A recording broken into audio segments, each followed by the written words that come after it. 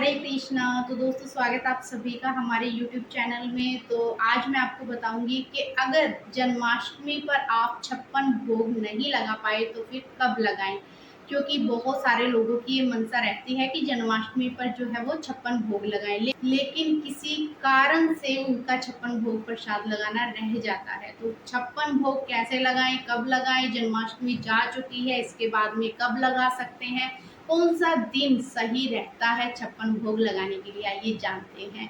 तो दोस्तों, छप्पन भोग एक ऐसा प्रसाद है जो कि हमारे प्रभु को बहुत ज़्यादा प्रिय है। वैसे सभी भगवान जी को छप्पन भोग प्रसाद लगाया जाता है, ये नहीं है कि सिर्फ कान्हा जी को ही छप्पन भोग लगाया जाता है। तो नवरात्रि में माता रानी को भी छप्पन भोग लगाया जाता है।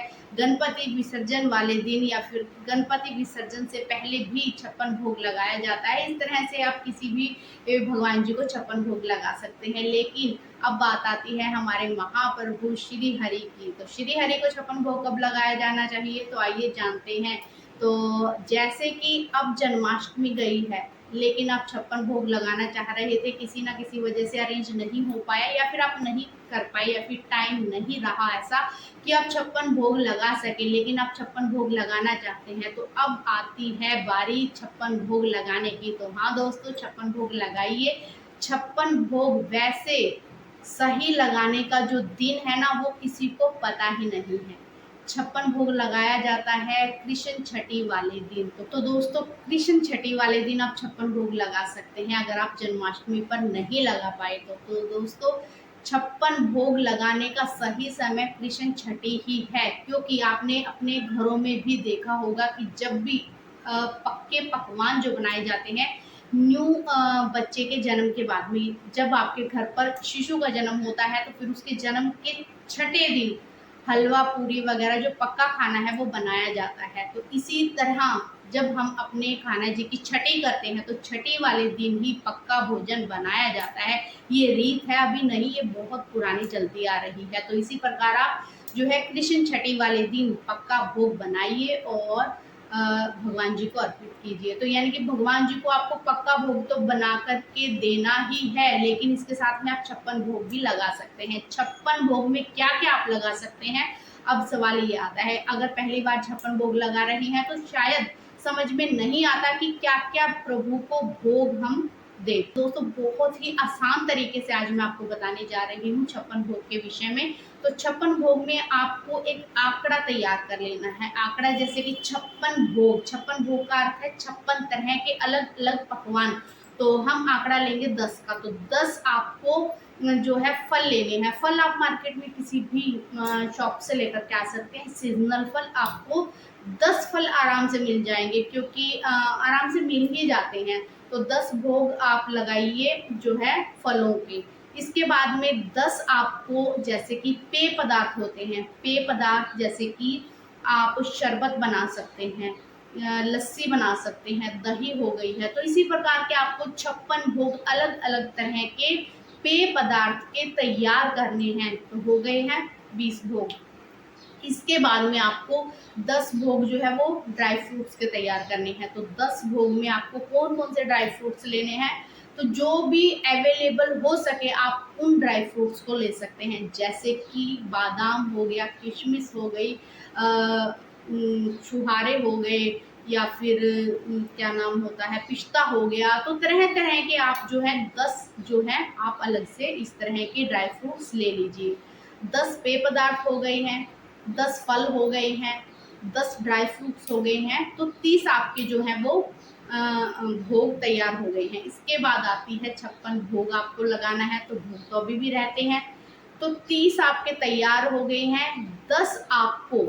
10 भोग में आपको मिठाइयाँ ले लेनी है। मिठाइयाँ आप मार्केट में जाइए किसी भी हलवाई की दुकान पे, जहाँ पर तरह तरह की मिठाइयाँ मिलती हो, लेकिन ध्यान रहे कि सात्विक ही मिठाइयाँ वहाँ पर बनती हो। इस बात का विशेष ध्यान रखें। अगर आप घर पर बनाना चाहते हैं तो घर पर भी बना सकते हैं। कोई ज़रूरी नहीं है कि आप मार्केट से ही लेकर के आएँ, क्योंकि देखिए फल तो आपको लेकर के आने ही पड़ेंगे। पेय पदार्थ आप घर बना सकते हैं। मिठाइयाँ अगर घर बनाना चाहते हैं, आपके पास इतना वक्त है, तो फिर आप मिठाइयों को भी घर बना सकते हैं।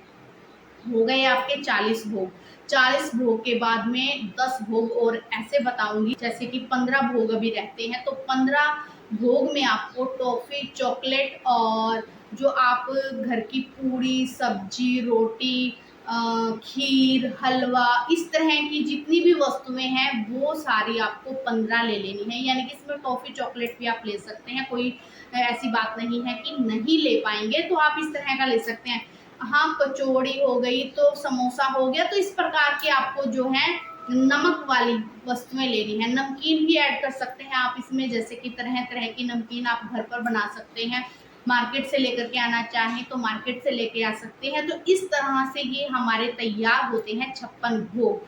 तो मुझे ऐसा लगता है कि आपकी दुविधा दूर हो गई होगी कि किस प्रकार आपको 56 भोग तैयार करने हैं और प्रभु को समर्पित करने हैं। तो इस तरह से 56 भोग तैयार कीजिए और कृष्ण छठी वाले दिन प्रभु को समर्पित कीजिए। तो दोस्तों, बहुत ही आसान तरीका है, इस तरह से 56 भोग आप तैयार करके छठी वाले दिन लगा सकते हैं। और हाँ, अगर छठी वाले दिन भी आप ये भोग नहीं लगा पाते तो बिल्कुल भी निराश ना हो। क्यों? क्योंकि इसके बाद भी आपको अवसर मिलने वाला है 56 भोग लगाने के लिए। तो वो अवसर है राधा अष्टमी। तो राधा अष्टमी वाले दिन भी आप 56 भोग लगा सकते हैं, या फिर राधा अष्टमी के बाद जो राधा रानी की छठी आती है उस दिन भी आप जो है 56 भोग लगा सकते हैं। अगर आप ये वीडियो बाद में देख रहे हैं और आप भगवान जी को 56 भोग लगाना चाहते हैं, कई बार हो जाता है कि वीडियो आप तक नहीं पहुंची है, या फिर आपके माइंड में नहीं है कि आपको 56 भोग लगाने हैं, एकदम से आपका मन हो गया है 56 भोग लगाने का, तो भी आप 56 भोग लगा सकते हैं। तो उसके लिए शुभ दिन है प्रभु का जन्म दिवस। तो जिस दिन प्रभु आपके घर पर आए हैं उस दिन आप जो है 56 भोग लगा सकते हैं। तो इस प्रकार से 56 भोग लगाइए। और इसके साथ साथ अगर जन्म दिवस भी चला गया है फिर क्या करें? तो इसके बाद 15 दिन में एकादशी आती है। किसी भी एकादशी को प्रभु का नाम लेकर के 56 भोग लगा दीजिए। तो इस प्रकार आप 56 भोग लगाइए। तो मुझे ऐसा लगता है कि आप सभी को पता चल ही गया होगा कि किन किन अवसरों पर आप 56 भोग लगा सकते हैं। देखिए, कृष्ण जन्माष्टमी को मैं मना नहीं कर रही, अगर आपने लगाया है पहले तो कोई बात नहीं है, लगता है। बहुत सारे लोग जन्माष्टमी वाले दिन भी लगाते हैं और उसके बाद में नंद उत्सव होता है उस दिन भी लगाते हैं। तो इसीलिए जब कहते हैं कि मन हो चंगा तभी बहती है गंगा, तो इसलिए जब आपका मन हो तभी आप 56 भोग लगाइए और इसका आनंद लीजिए, प्रभु का आशीर्वाद प्राप्त कीजिए। 56 भोग भगवान जी को बहुत ही प्रिय है। 56 भोग भगवान जी को जब अर्पित किए जाते हैं उससे घर में सुख समृद्धि बढ़ती है, प्रभु का विशेष आशीर्वाद आपको प्राप्त होता है, कृपा आपको प्राप्त होती है, आपकी सभी मनोकामनाएं जो है वो पूर्ण होती है। तो दोस्तों, मुझे ऐसा लगता है कि इस वीडियो के माध्यम से मैंने आपको 56 भोग किस तरह से, कब लगाना चाहिए, क्या क्या भोग लगाना चाहिए, सारी जानकारी दे दी है। लेकिन फिर भी अगर आपका कोई ऐसा सवाल है जो इस वीडियो में नहीं आ पाया है, हमसे छूट गया है, तो फिर आप वीडियो के एंड में हमें कमेंट कर सकते हैं। जल्द से जल्द आपके कमेंट का रिप्लाई दिया जाएगा। और इसके साथ में अगर कृष्ण जी से रिलेटेड आपका कोई भी सवाल है वो भी आप कमेंट करके हमसे पूछ सकते हैं। अगर आप चाहते हैं कि हम आपका नाम हमारे नेक्स्ट वीडियो में शो करें, यानी कि आप चाहते हैं कि आपका नाम लिया जाए, कि आप हमारे सब्सक्राइबर हैं, तो फिर आप वीडियो के एंड में कमेंट करके बता सकते हैं कि आपका नाम लिया जाए। तो हम अपनी वीडियो में, जो हमारी नेक्स्ट वीडियो होगी, उसमें आपका नाम जरूर शो करेंगे। मिलते हैं नेक्स्ट वीडियो में। जय श्री कृष्णा, राधे राधे।